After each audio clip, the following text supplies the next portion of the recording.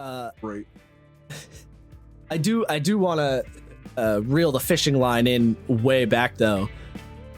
So because Isaiah was like, oh, I always have, maybe not necessarily always, but often for a lot of my NPCs, they have some sort of value to the players as sort of a mechanical piece of equipment kind of thing.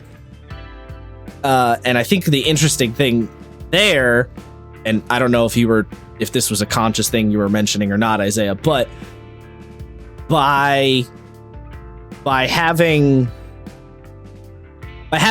all of the NPCs tie back in as some sort of mechanical benefit, if we think about it in kind of a video gamey sense, like, you rescue the blacksmith, you can upgrade your weapons. You rescue the medic, you can heal at your base, or if you think about it like Persona, you increase your social link with the Moon persona, you get more XP.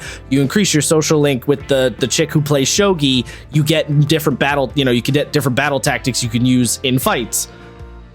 That's a really easy way to make sure that any kind of branching side arcs always feed back into the main arc, no matter what. Exactly. Yeah. Yes. Because no matter how big or small the individual quest may seem, the reward is an NPC that has a very distinct value to the main focus of it, or to the party in some fashion.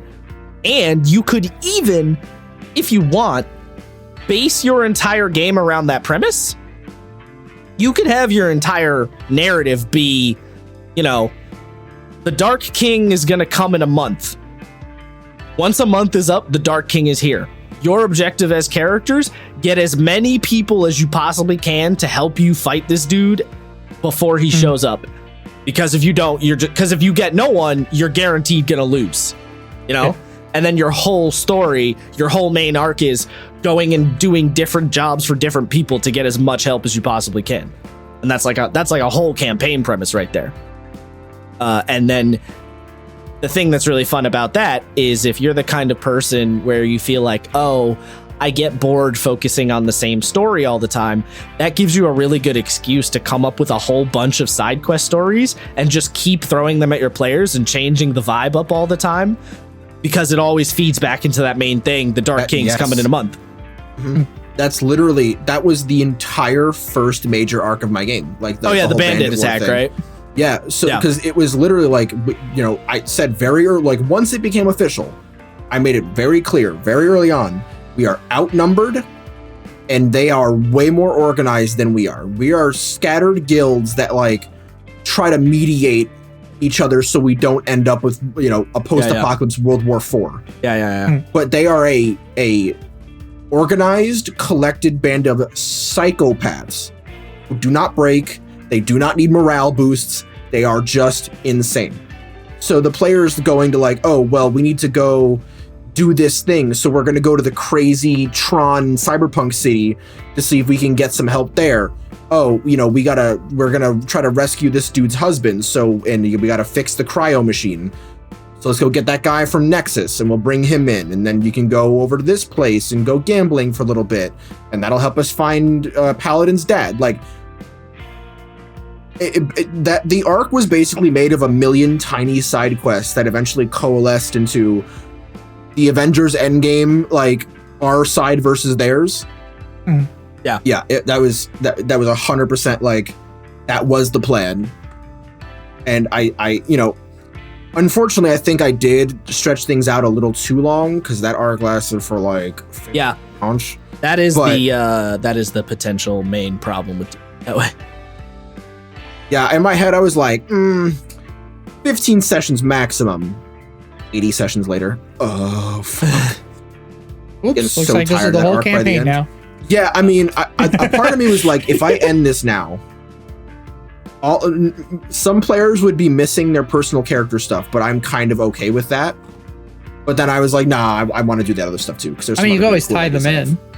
Yeah, that's basically what I did, right? If I wanted to, I could be I'm good now.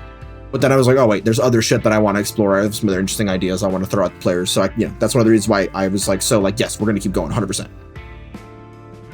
Yeah, and the thing that's really good about that method, the big pro is you can kind of keep the vibe ever changing.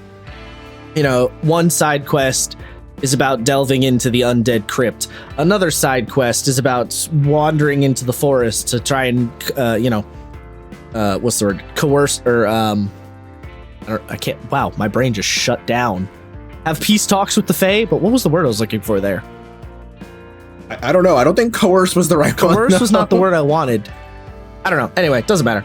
Converse? Converse? I don't know. No, it wasn't converse either. I was looking for a more political based word. But anyway, and then, you know, the next time your vibe could be, oh, go into this neighboring town and deal with the like gang infestation problem. You can constantly keep the vibe going and changing, and by doing so, you as a GM, if you're the kind of GM that gets bored from the vibe staying a certain way for too long, you can keep it interesting by just, it's a new thing every week, which is sort of the benefit of that Monster of the Week style Scooby-Doo type nonsense. You know? Scooby and the gang are in Australia. Now Scooby and the gang are in Siberia. Now Scooby and the gang are in Russia. Now they're in Africa. And you're like, what the fuck? How do they get around is my question, but it's okay. We don't need to worry about that.